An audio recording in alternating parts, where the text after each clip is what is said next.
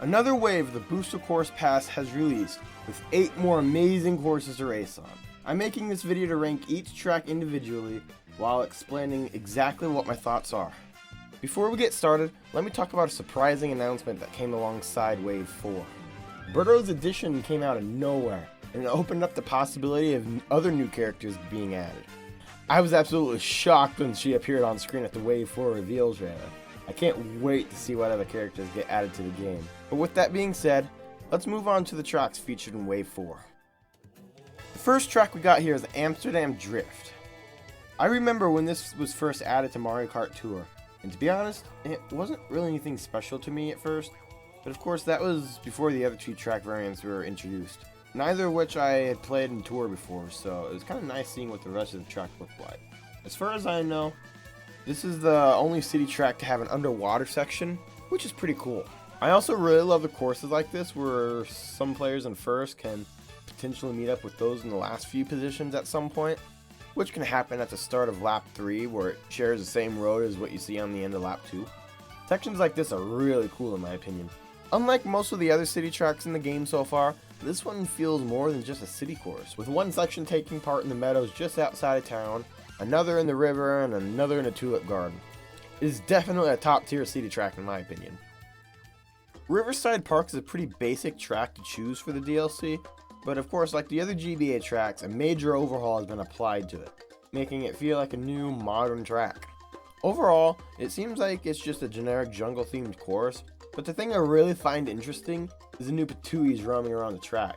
Not just the fact that they're there, but the fact that you can hit them to drop a mushroom or a banana on the ground, which creates a sort of risk-reward factor among this track that just isn't there in most other courses in the Mario Kart series.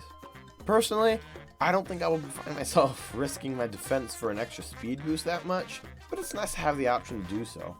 Overall, this is a pretty nice track. DK Summit is a fan favorite course for Mario Kart Wii that was obviously going to make it in eventually. Even though I didn't like the game much, I would say that this was among the top 5 tracks in the game. Even though that rating doesn't necessarily transfer over to Mario Kart 8 in my opinion, it's still very good. Unlike the tracks that had half pipes in Wave 3, the ones here are actually useful. I mean, Maple Treeway might have had extra items on its half pipes, but it honestly just wasn't worth the time going over to them unless you just didn't have any items at all. In Merry Mountain's case, there was a whole nother set of items right next to it, so it didn't even matter. But here on DK Summit, you can actually use them to cut a few corners because just like in Mario Kart Wii, your vehicle gets stuck to an invisible wall while going over the half pipes. If done properly, it is faster to go over the half pipes than just driving normally. Not only that, but you can still do the double cut in the middle of the mountain just like in Mario Kart Wii. I'm not quite good at doing that yet, not even on 200cc, but I'm just happy they don't deny the shortcut here like you might expect. Ending off the Fruit Cup is Yoshi's Island, a brand new track to the Mario Kart series. At least this time the course is actually good. Unfortunately, I'm not too familiar with the Yoshi's Island games, so I don't really have much to say in terms of actually comparing them to the track, but looking at it from a Mario Kart gameplay perspective, I can tell you that this one's really good. I don't like it too much on 200cc, although it is starting to grow on me a little now. But that bridge that appears when players hit that flying cloud thing in the last glider section is my favorite part.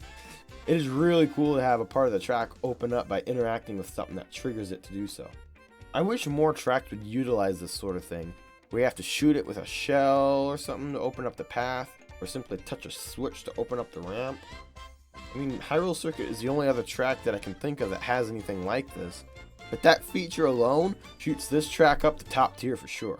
When I saw the original trailer for this track, I thought it looked huge and might even be section based, but it turned out to be a normal sized track with 3 laps, but that's perfectly fine by me.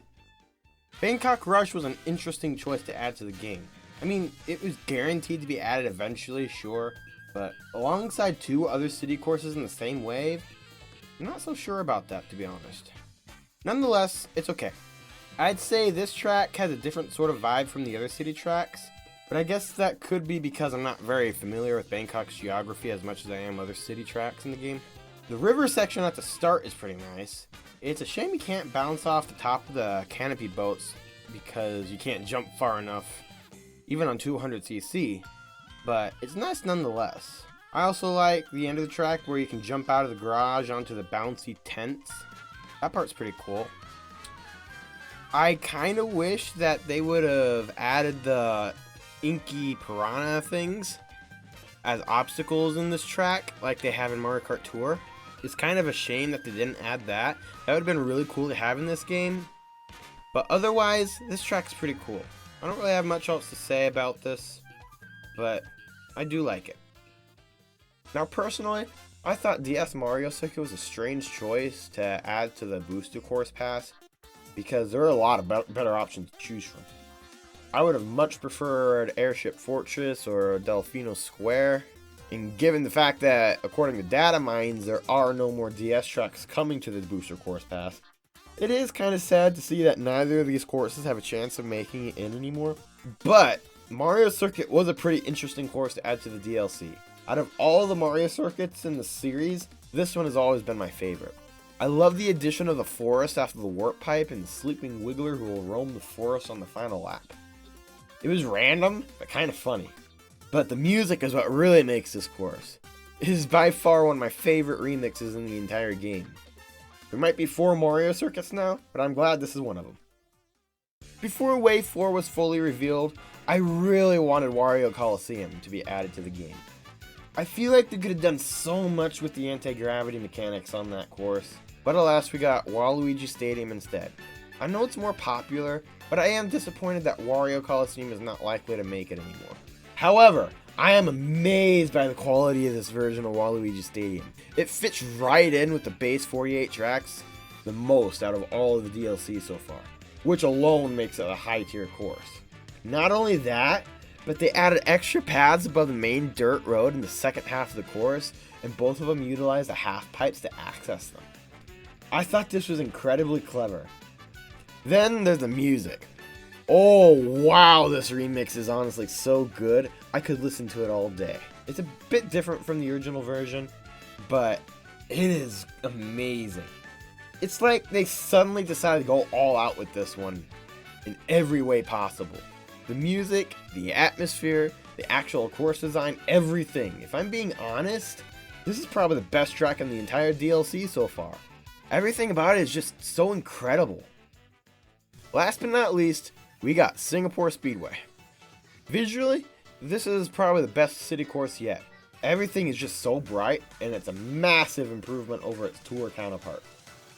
All of the city courses in this wave have been better than the other city courses in previous waves for one reason or another, but this one just blows me away with the music, the graphics, and the slightly more intuitive course layout. The water geysers at the end of Section 2 is really damn cool.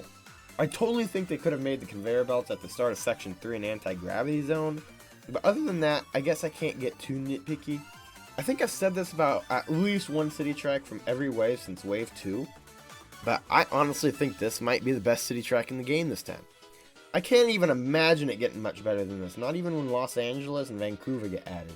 I guess we'll have to see, but for now, this is the best one. With each new wave that releases for the Booster Course Pass, it just gets better than the previous wave. Wave 4 is no exception as it just continues that trend. I have no doubt that I will continue to enjoy each and every one of these tracks for the remainder of the game's lifetime, which is not something I would say is true about the other waves, which all have at least one track that I don't really like anymore, despite what I may have said in previous review videos like this one. But with all that out of the way, I hope you guys liked this video. If so, please leave a like on this video and check out my regular content on my channel. Hell, why not subscribe while you're at it? It'll be much appreciated. And I will see you guys in the next video. Goodbye.